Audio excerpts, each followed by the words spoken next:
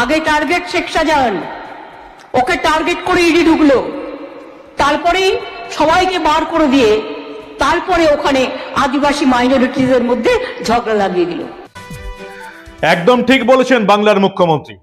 শেখ শাহজাহানের পাশে দাঁড়িয়ে তিনি যেটা বলেছিলেন একেবারে ঠিক বলেছেন। এবার টার্গেট শেখ শাহজাহান। শেখ শাহজাহানই এখন ইডির টার্গেট। ছুপা রুস্তম কি কি কাণ্ড গত 10 বছরে করে গেছেন এক এক করে ফাঁস হচ্ছে। এবার ইডি এই শেখ শাহজাহান সন্দেশখালীর বেতাজ বাদশাকে তো আগেই জেলে পুরে দিয়েছে। এবার সেই সন্দেশখালীর বেতাজ বাদশার যে সাম্রাজ্য সম্পত্তি তা একে একে বাজেয়াপ্ত করা শুরু করে দিল ইডি। আজকে শেখ শাহজাহানের 2টি ব্যাংক অ্যাকাউন্ট ফ্রিজ করা হলো এবং আরো 15টি অ্যাকাউন্টের লেনদেনের সংক্রান্ত তথ্য ব্যাংকগুলির কাছ থেকে চেয়ে পাঠিয়েছে তদন্তকারী সংস্থা ইডি। এই 2টো ব্যাংক অ্যাকাউন্টে কি কি ছিল, শেখ শাহজাহান কি কি মারাত্মক অভিযোগ তার বিরুদ্ধে উঠে এসছে, কত কোটি টাকা ট্রান্সফার হয়েছে, সব বলবো এই গুরুত্বপূর্ণ প্রতিবেদন শেষ অবধি দেখুন। আমি মানব, দা নিউজ বাংলায় আপনাদের স্বাগত জানাচ্ছি। টার্গেট শেখ শাহজাহান বলেছিলেন বাংলার মুখ্যমন্ত্রী মমতা বন্দ্যোপাধ্যায় তার দলের সম্পদ শেখ শাহজাহানের পাশে দাঁড়িয়ে। আর এই শেখ শাহজাহানের হাত ধরে এই বাংলা যে কতটা বিপদের মুখে পড়ে গেছে গতকাল আমি আপনাদের প্রমাণ করে দিয়েছি। এবার এই শেখ শাহজাহানের 2টো ব্যাংক অ্যাকাউন্ট ফ্রিজ করে দিল ইডি, এনফোর্সমেন্ট ডিরেক্টরেট।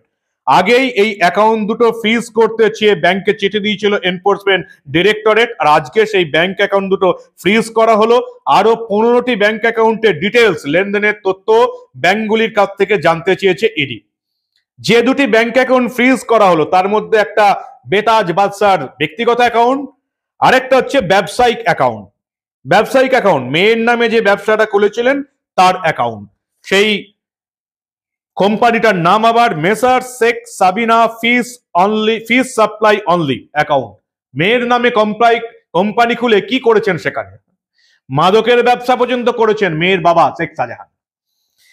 যে 2টি অ্যাকাউন্ট ফ্রিজ করা হয়েছে তার মধ্যে একটি অ্যাকাউন্টে 31 কোটি 20 লক্ষ টাকার লেনদেনের হদিশ মিলেছিল।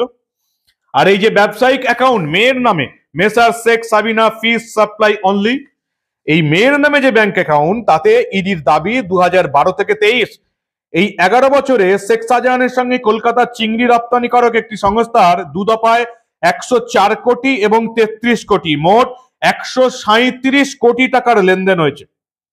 2021 এবং 2022 সালে আরো 31 কোটি 20 লাখ টাকার লেনদেনের হদিশ মিলেছে। এত টাকা কিসের জন্য?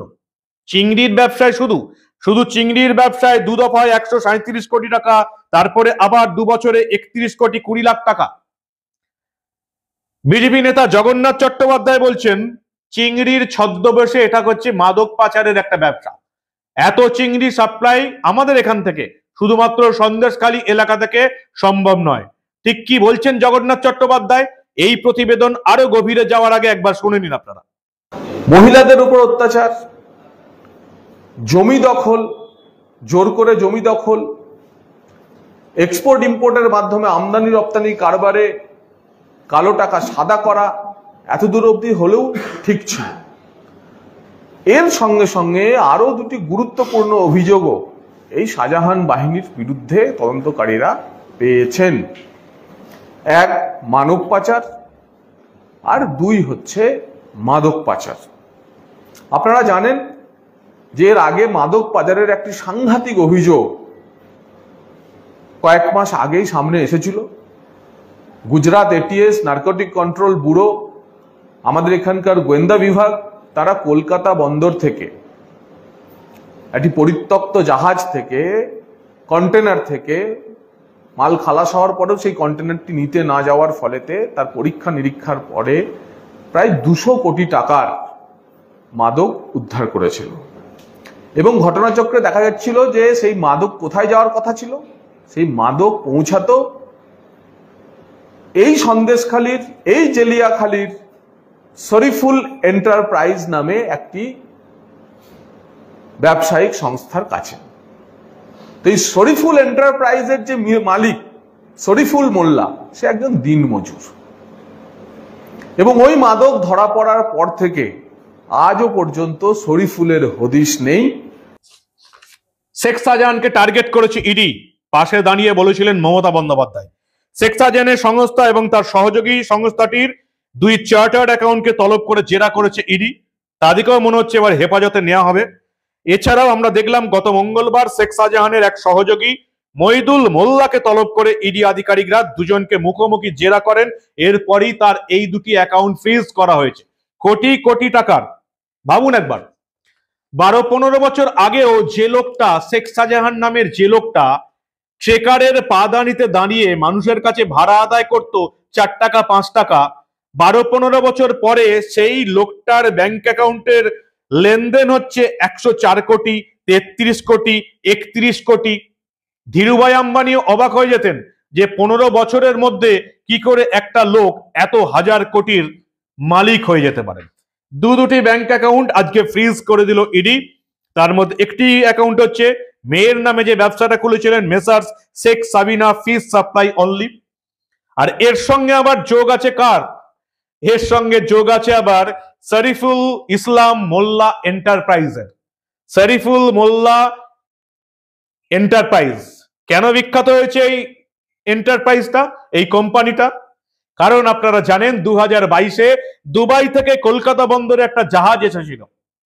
সেই জাহাজে একটা কনসাইনমেন্ট এসেছিল এই শরীফুল ইসলাম মোল্লা এন্টারপ্রাইজের নামে। ফেব্রুয়ারি মাসে এসেছিল, গুজরাট পুলিশ ওঁত পেতে বসেছিল। মনে হয় খবরটা কোনো কারণে রটে গিয়েছিল, তাই সেপ্টেম্বর অব্দি সেই কনসাইনমেন্টটা কেউ নিতে আসেনি। সেপ্টেম্বরে গুজরাট পুলিশের এটিএস অ্যান্টি টেররিস্ট স্কোয়াড সেখানে রেড করে এবং দেখা গিয়েছিল যে সেই কনসাইনমেন্টের মধ্যে যে সমস্ত স্পেয়ার পার্টস ছিল, গিয়ার বক্স ছিল, তার মধ্যে হেরোইন লুকোনো ছিল। 40 কেজির মতন হেরোইন আটক করা হয়েছিল, যার তৎকালীন বাজার মূল্য ছিল 276 কোটি টাকা। কার উদ্দেশ্যে আসছিল? ওই যে বললাম শরীফুল ইসলাম মোল্লা এন্টারপ্রাইজ, তার মালিক হচ্ছেন শরীফুল ইসলাম মোল্লা। ঠিকানা কি? সন্দেশখালী। তারপরে শরীফুল ইসলাম মোল্লাকে খোঁজার সন্ধান করেছে এনআইএ, গোয়েন্দারা, সন্ধান পায়নি। ওই যে 2022-এর ফেব্রুয়ারি সন্দেশখালী থেকে শরীফুল মোল্লা হাফিস হয়ে গিয়েছিল, আর তার কেউ সন্ধান পায়নি। কেউ বলছে বাংলাদেশে পালিয়ে গেছে, কেউ বলছে আদৌ আর বেঁচে নেই, মাটির তলায় চাপা পড়ে গেছে। এই শরীফুল ইসলাম মোল্লার সঙ্গে আবার এই শেখ শাহজাহান এবং তার দলবল শিবু হাজিরা, উত্তম সর্দারদের ঘনিষ্ঠ সম্পর্ক ছিল। শরীফুল ইসলাম মোল্লা এন্টারপ্রাইজ, তার সঙ্গে ব্যবসা করত এই messrs Sheikh Sabina fish supply only, যেটা ছিল শেখ শাহজাহানের মেয়ের নামে কোম্পানি। বাংলায় মাদক দ্রব্যের ব্যবসা করত, ব্যবসাটা চালাতো সন্দেশখালীর তৃণমূল নেতারা। সাবধান থাকুন, নিজের ছেলে মেয়েদের উপর নজর রাখুন। ভোট তো দিচ্ছে লক্ষ্মীর ভান্ডার, 20 টাকার চোলাই আর পুজোর অনুদানের লোভে।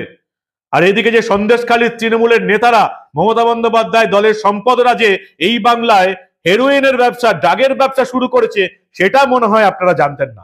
সমস্ত খবরের কাগজ মিডিয়ায় বেরিয়েছিল যে কলকাতা বন্দরে 276 কোটি টাকার হেরোইন আটক হলো, কিন্তু কোনো মেইনস্ট্রিম মিডিয়ায় বলা হয়নি সেই হেরোইনটা কার উদ্দেশ্যে এসেছিল, তার মালিক কে ছিল। কোথাও পাবেন না, কোথাও আপনারা শরীফুল ইসলাম মোল্লা এন্টারপ্রাইজের নাম খুঁজেই পাবেন না।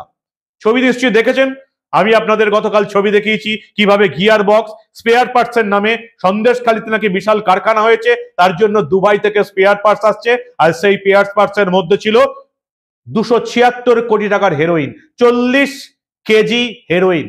গোটা বাংলার যুব সমাজকে শেষ করে দেওয়ার পক্ষে যথেষ্ট। আর এই ব্যবসাটা কত বছর ধরে চলছে সেটাই এখন তদন্ত করছে এনআইএ।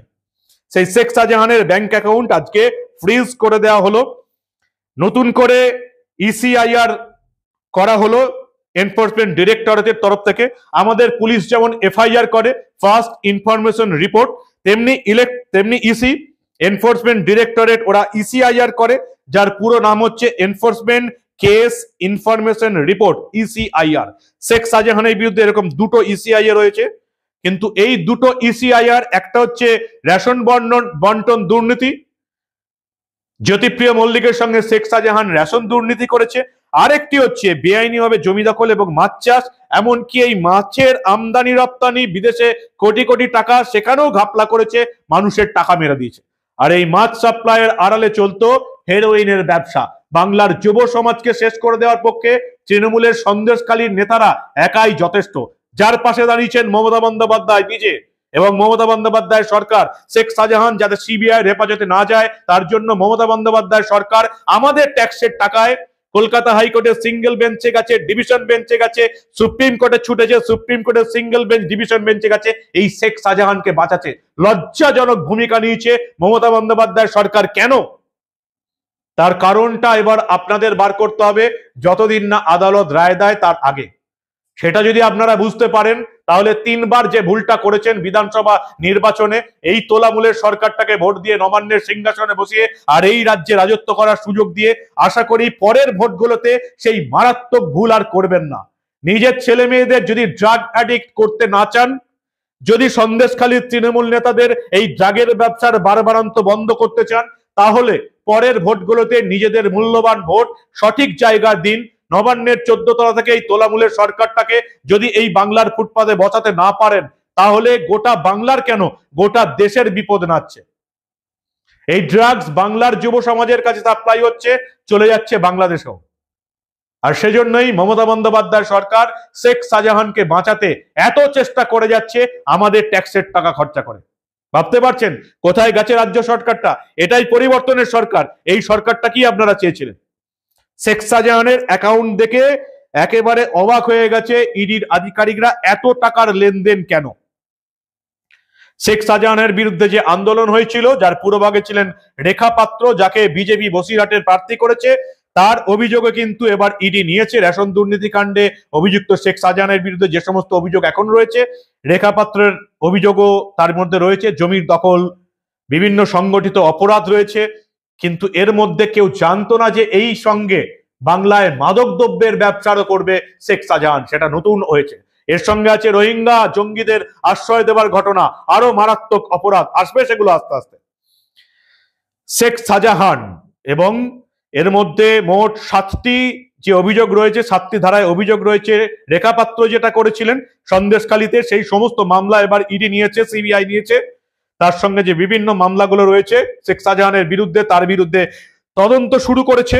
এবং এর মধ্যে দেখতে পাচ্ছি 4টি দায়ের হয়েছিল 2019, 2022 ন্যাজর থানায়। বাকি 2টি অভিযোগ দায়ের হয়েছিল 2024-এর 8 এবং 12 ফেব্রুয়ারি সন্দেশখালী থানায়। প্রথম 4টে এফআইআর শাহজাহানের নাম থাকলেও রেখা পাত্রের অভিযোগে অবশ্য প্রথমে শাহজাহানের নাম ছিল না। সেই অভিযোগে নাম ছিল শাহজাহানের 2 সাগরেদ শিবপ্রসাদ হাজরা এবং উত্তম সর্দার এবং অন্যান্যদের। ইডি সিবিআই তদন্ত শুরু করেছে এবং ওই যে বললাম প্রথমেই, ড্রাগ যেটা এসছিল, সেই হেরোইন যেটা এসছিল, সেই শেখ শরীফুল মোল্লা ইসলাম এন্টারপ্রাইজ, তার সঙ্গে শেখ শাহজাহানের company মেসার Sheikh Sabina fish supply অনলির কি সম্পর্ক, সেটা এবার খতিয়ে দেখছে। এবার ভাবনা চিন্তা করার পালা আপনাদের, যে এতদিন আপনাদের মূল্যবান ভোটটা কাকে দিয়েছেন, বা তৃণমূলের নেতারা যেভাবে আপনাদের ভোট কেড়ে নিয়েছে, আপনাদের ভোট দিতে দেয়নি, আপনারা মেনে নিয়েছেন, সেটা আর কতদিন সহ্য করবেন? এবং এই বাংলাটা এই সমস্ত ড্রাগ মাফিয়াদের হাতে তুলে দেবেন নাকি রোহিঙ্গা জঙ্গিদের হাতে তুলে দেবেন, সেটা এবার আপনাদের ঠিক করতে হবে। শেখ শাহজাহানের পাশে আজও দাঁড়িয়ে আছে আমাদের মুখ্যমন্ত্রী মমতা বন্দ্যোপাধ্যায় এবং তার রাজ্য সরকার। কলকাতা হাইকোর্ট, সুপ্রিম কোর্টে ছোটাছুটি করছে সিবিআই এর হাত থেকে শেখ শাহজাহানকে আজও বাঁচানোর জন্য। এবার চিন্তা ভাবনা করবেন আপনারা। এখনো যদি জেগে ঘুমিয়ে থাকেন, তাহলে যে বিপদের মুখে আপনারা পড়ে গেছেন এবং যে বিপদের গভীরে আপনারা যাচ্ছেন, তা থেকে মুক্তির উপায় আর কয়েকটা বছর পর আপনারা আর পাবেন না। সবই তো দেখছেন, বুঝছেন। কি বলবেন আপনারা? আপনাদের মূল্যবান এবং গুরুত্বপূর্ণ মতামত জানান দা নিউজ বাংলার কমেন্ট সেকশনে। আর যদি মনে হয় এই প্রতিবেদন গুরুত্বপূর্ণ এবং এটা গোটা বাংলার মানুষের দেখা উচিত, তাহলে অবশ্যই বন্ধুদের গ্রুপে শেয়ার করুন। বন্ধুদের বলুন দা নিউজ বাংলার ইউটিউব চ্যানেল সাবস্ক্রাইব করে রাখতে, দা নিউজ বাংলার ফেসবুক পেজ লাইক ও ফলো করে রাখতে। কারণ আমরা বাংলার পক্ষে, দেশের পক্ষে অত্যন্ত গুরুত্বপূর্ণ এবং বিপজ্জনক এই রকমের প্রতিবেদন চেপে রাখতে দেব না।